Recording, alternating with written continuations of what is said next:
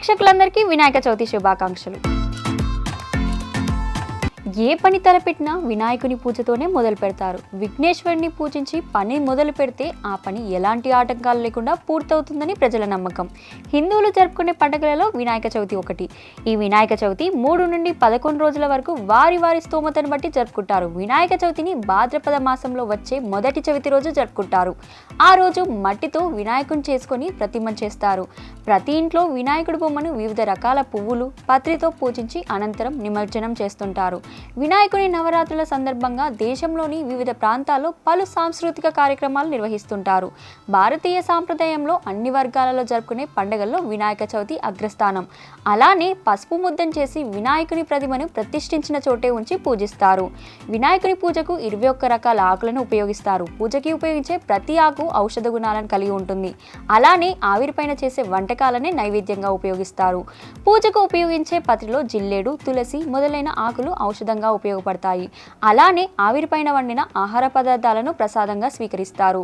వాళ్ళ జీర్ణ వ్యవస్థ ఆరోగ్యంగా ఉంటుంది. విఘ్నేశ్వరుడికి అనేక రకమైన పిండి వంటలను అందిస్తారు. ముఖ్యంగా కుడుములు, పాలు, నెయ్యి, టెంకాయ, అట్టిపళ్ళు, పానకం, వడపప్పు నైవేద్యంగా పెడతారు. వినాయక చవితి పండుగ రోజు చిన్న పెద్ద తేడా లేకుండా అందరూ సంతోషంగా గడుపుతారు. అసలు వినాయకుడి కథ ఏంటో ఇప్పుడు తెలుసుకుందాం. తన భర్త శివుడు కైలాసానికి వస్తున్న సంగతి తెలుసుకున్న పార్వతీదేవి ఎంతో సంతోషిస్తుంది. అభ్యంగన స్నానం ఆచరించడానికి నలుగుపిండితో ఓ బాలుడు బొమ్మను తయారు చేసి దానికి ప్రాణం పోసింది. ఆ బాలుడిని కాపలా ఉంచి స్నానానికి వెళ్ళింది. ఆ సమయంలోనే శివుడు కైలాసానికి చేరుకున్నాడు. లోపలికి వెళ్ళనీయకుండా ఆ బాలుడు అడ్డుకున్నాడు. ఇద్దరి మధ్య వాగ్వివాదం జరిగింది. కోపానికి గురైన శివుడు బాలుడి తలను ఖండించి లోనికి వెళ్ళాడు. పార్వతీదేవి సర్వాలంకారాలను చేసుకుని శివుడి వద్దకు వచ్చింది. ఇద్దరు మాట్లాడుకుంటుండగా వాకిట్లో తనను అడ్డుకున్న బాలుడిని సంహరించినట్లు శివుడు చెప్తాడు. ఆ వార్తతో పార్వతి దుఃఖించడం మొదలుపెట్టింది. పార్వతీదేవిని ఓదార్చి తాను తెచ్చిన ఏనుగు ముఖాన్ని ఆ బాలుడికి పెట్టి ప్రాణం పోశాడు శివుడు. అప్పుడు ఆది దంపతులు అతని కుమారుడిగా స్వీకరించి ఎలుకను వాహనంగా ఇచ్చారు. అందువల్లే గజనానుడికి విఘ్నేశ్వరుడు పేరు పొందారు.